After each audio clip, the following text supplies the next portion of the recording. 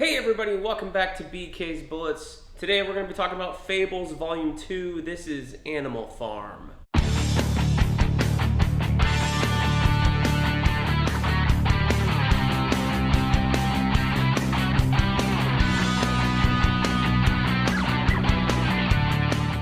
Hey everybody, and welcome back to BK's Bullets. As always, I'm your host, Brent, and today we're going to be talking about Fables Volume 2, Animal Farm. Yes, again, we're going to be rereading Fables very slowly over the course of this year in honor of its 20th anniversary. It came out in 2002, and in 2022, I think it's worth revisiting. I've never read the entire series. I've read up through right before the Great Fables crossover. I did not read that volume, but so I've read about half of it, right, the first half.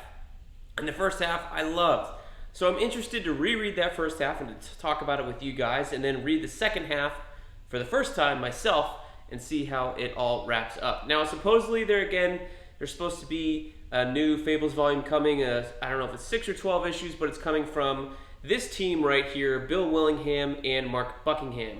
So Mark Buckingham is the longest artist on Fables, if you would. In the same way that Kirkman on Walking Dead has Charlie Adlard being the guy who took over after Tony Moore left the series in issue number 6. Charlie Adlard did everything after that. There's another one, Invincible, up here, right? You have Ryan Ottley taking over after Walker. I can't remember that guy's name because I don't remember what he did after that. But anyway, I think he went and worked at animation, so he wasn't a big comics name per se that like Tony Moore continued his career. But Ryan Ottley did every single issue of Invincible after that. I mean, maybe there's some fill-ins. Again, I haven't read all of Invincible yet. But in the same vein, Mark Buckingham took over here with issue number 6 and was almost the artist of every issue of Fables thereafter. I mean, there are some fill-ins. Mike Allred does an arc or two here, if I remember reading that correctly. But from this point on, everything that you're going to read is based on Mark Buckingham's designs, his style, his storytelling, everything. And that's not to take away from Bill Willingham. He was I think he's an artist in his own right. He's doing some sketches in the back here, some character designs and things like that. So it's not to say that he's not also doing a lot of the heavy lifting. Certainly, if he's doing a full script, the way I imagine he is on this book, he's doing a lot of lifting himself in terms of the storytelling. But Mark Buckingham really brings something special to the book in later volumes. It doesn't start immediately with this one, but it's cool to reread it and realize, oh man, there's still so much to his pencils here, that you can really see it start to evolve. Or I'm getting excited to get to the pages where we're in Fables, where you have the borders on every page with a different style and the different design and stuff like that. In fact, I missed them a lot in this because they weren't there. I was expecting them to be there right away because I'm so used to it reading Fables and later volumes and having that in my mind, that not having it here, I was like, wait, when does that start exactly? But don't worry, I didn't peek or anything like that. But you're starting to see here in this volume, this is Animal Farm, see some relationships grow a little bit. Although this is a complete left turn from where we were in the first volume. The first volume we had Bigby and Snow White and Rose Red and Jack of Fables. We had all of our main cast introduced. And instead of following up on that, I thought it was very interesting for Bill Willingham to I'm not done introducing the world of Fables yet. We had this idea of, Fabletown, and we talked about the non-human Fables living somewhere else. So instead of saving that maybe for volume 4 or 5 after we've really established our characters very, very well, it's no, we're going to go there right away and establish that these characters also exist. So you have characters like Shere Khan, the 3 Little Pigs, the giants, the dragons, old Tom Thumb lives here. The old lady who lives in a shoe lives up here with all of her kids.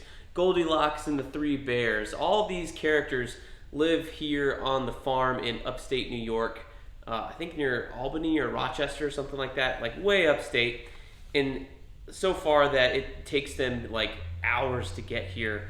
And there's, at this time, remember this is 2002, so there was one phone line. They didn't have cell phones.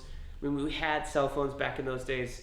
just not everybody had them. You didn't get them when you joined middle school or anything like that. So the idea of just having a landline here to be the connection to Fabletown is not as far-fetched in 2002 as it is now if you're reading it for the first time in 2022, going like, why don't they have fucking cell phones or the internet or anything like that? Again, remember, this is 20 years ago. That proliferation of the internet and cell phone usage and stuff is not quite there yet. Although we still use the internet in 2002 to talk to each other on AIM. But in regular media, you didn't really have that like thing as being a huge part of the culture. Because this book is set in present times, you know, in 2002, not necessarily right now in 2022. So, very interesting to read this book and see like Mark Buckingham kind of evolve his style a little bit. Like Rose Red, you know, she looks like Rose Red. Because I don't think she's at least in the first half of the Fables run, she's not really a major player because, as you'll see at the end of this book, she kind of decides to stay up here. Big B, Snow White, like their style's not really set in stone yet, so you can kind of see in some pages he's working on it a little bit. You know, there's some variety in their looks and how they're drawn and things like that. But in things like, I forget this character's name, it's been a little bit since I read this for the second time here. But this guy who's creating the weapons, he was the former leader of the farm here. You know, his look is definitely like that. Okay, that is Mark Buckingham to a T. And seeing that, you know, face and these giants here with like the round noses and stuff like that really just screams Mark Buckingham. So you can see those early, like, you know, he had been an artist, I think, for a while here, but to see this, okay, this is where it's going to start. We're going to see all the characters look in a similar vein here.